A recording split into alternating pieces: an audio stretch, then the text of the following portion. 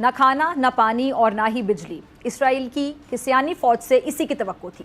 Hamas के हैरानकुन हमले ने हफ्ते के रोज इसराइली दिफाई निज़ाम की धज्जियां उड़ाई तो यहूदी फोर्सेस ने गजा का मुकम्मल मुहासरा करके रिहायशी आबादी पर वहशियाना बमबारी शुरू कर दी। अच्छा, इस जंग में हस्बे मामूल अमरीका, बरतानिया, जर्मनी, फ्रांस और भारत ने खुलकर इसराइल की हिमायत की। अमरीका की जानिब से इसराइल भेजे जाने वाले बहरी बेड़े में तैयारा बरदार जहाज समेत 5 तबाहकुन बहरी जहाज शामिल हैं। उधर इसराइल फलस्तीन कशीदगी पर गौर के लिए तलब किया जाने वाला अक़वाम मुत्तहिदा की सलामती काउंसिल का इजलास बगैर किसी नतीजे के खत्म हो गया। इजलास में किसी करारदाद पर इत्तफाक राय ना हो सका।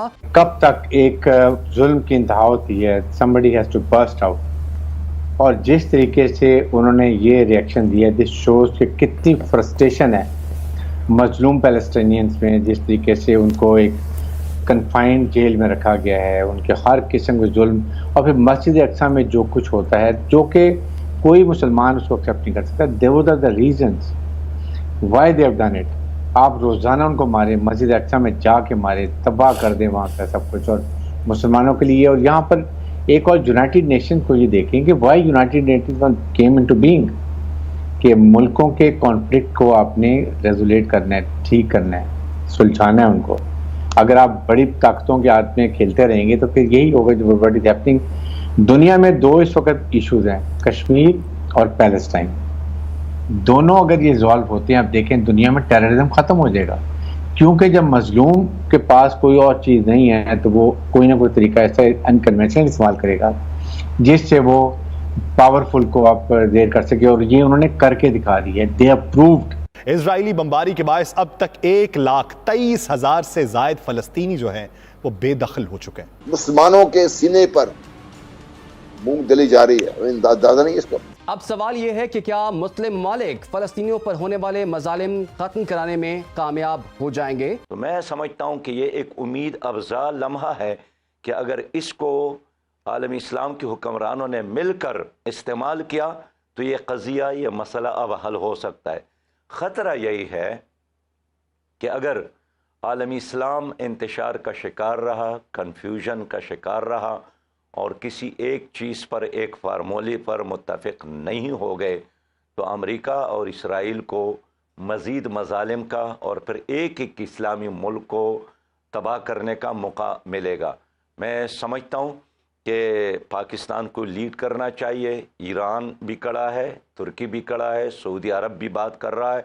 तो ये वो लम्हा है कि सब मिलकर एक मौके पर डट जाए कि अब इसराइली फ़लस्तीनी ज़मीन को छोड़े और फ़लस्तीन एक हकीकत है, उसको तस्लीम करे। कि अमेरिका की तरफ से तो खुली हिमायत मिल रही है इसराइल को, लेकिन दूसरी जानिब फ़लस्तीनियों को इस तरह की खुली हिमायत क्यों नहीं मिल पा रही उस तरह से? और आप क्या समझते हैं कि अब फ़लस्तीन वाले मुश्किलात में आ जाएंगे हमास के इस हमले के बाद? आप समझते हैं मुसलमानों की मुश्किलात मज़ीद बढ़ जाएंगी? अब मुमकिन है कि मुश्किलात बढ़ेंगी, क्योंकि इस वक्त तक न तो OIC का एक क्लियर मैसेज आया है, न अरब ममालिक का। अरब ममालिक को जो रिवायती एक पैगाम होता है, एक बयान होता है कि जी सब्र का मुजाहरा किया जाए, उससे तो रूस अच्छा है। रूस का एक मौक़िफ़ आ रहा है, मौक़िफ़ सामने आ रहा है। आज रूसी वज़ीर ख़ारिजा ने अरब लीग के सेक्रेटरी जनरल से भी रब्ता किया है। तो इसका मतलब यह है कि वो ममालिक जिसका रोल तो है, अब रूस सलामती कौंसिल का एक बहुत अहम मेंबर है, उसे आप इनकार नहीं कर सकते, लेकिन फ़लस्तीनियों की, दुनिया के मुसलमानों की, इस्लामी ममालिक से एक भी इस्लामी मुल्क ने पाकिस्तान के जो बयान आए हैं बड़े मुबहम है। वज़ारत ख़ारिजा का जो बयान, हाँ थोड़ा सा जो वज़ीर ख़ारिजा निगरान साहब का बयान है उसमें कोई थोड़ी सी वो है, यानी एक इत्मीनान सी है। सदर साहब का बयान बड़ा मायूस कुन है। तो अगर पाकिस्तान जो कि फ़लस्तीन के मसले का बहुत पुराना हामी था, हामी है, लेकिन क्लियर एक पोजीशन हमारी भी नहीं आई कि हम सबको पता है और हम मगरबी दुनिया के ऊपर उंगली उठाते हैं। मगरबी दुनिया ने जो किया उनको बड़ा अप्रिशिएट इसलिए करना चाहिए कि उन्होंने आज से कुछ 200 साल पहले इस पर काम करना शुरू कर दिया था और हम लोग सोए हुए थे सारे। उन्होंने काम किया, कॉर्नर डिजाइन बना, उसके मुताबिक काम शुरू हुआ, रॉथशाइल्ड्स मिल गए, सब मिल मिला के बरतानिया जो इस सारे जो फसाद की माँ है कश्मीर की, उसकी उन्होंने मिल मिला के फ़लस्तीनी रियासत के बीच में इसराइल को लाकर कायम कर दिया। इसराइल बजाते खुद इंसानियत के मुंह पर सबसे बड़ा तमाशा है कश्मीर की तरह। वो इसलिए है कि जिस रियासत का वजूद किसी तरीके से नहीं होना चाहिए था उसको वजूद में लाया भी गया, और उस दिन से लेकर आज तक इसराइल बाकायदा बढ़ा रहा है अपने रकबे को। अब जो लेटेस्ट नेतन्याहू साहब ने यूएन में एक नक्शा पेश किया है जिससे बड़ा उन्होंने ऐलान भी किया था कि अब मशरिक़ वस्ता की सियासत इसराइल के इर्द गिर्द घूमेगी और नया मशरिक़ वस्ता बनेगा जो अब्राहम अकॉर्ड्स थे उनके मुताबिक। हम सब भागे भागे उस अकॉर्ड की तरफ गए हैं, इसमें से हम लोग ही गए हैं ना, किसी और ने तो कोई नहीं गया उनके साथ।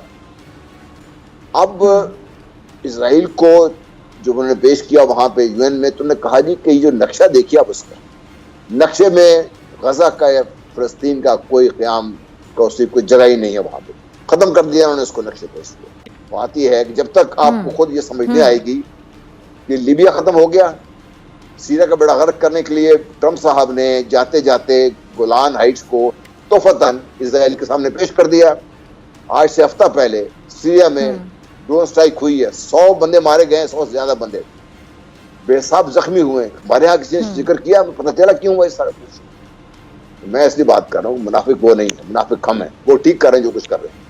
हमारे साथ यही होना चाहिए था, यही होगा। और अगर अभी हम नहीं जागे, मैं तो फ़लस्तीनियों को सलाम पेश करता हूँ कि इन्होंने अपने आप को सबूत वहाँ पे पेश करके दुनिया को जगा दिया है। अगर हम अभी नहीं जागे तो हम लोगों का हशर लीबिया से, सीरिया से, इराक से मुख्तलिफ नहीं होगा।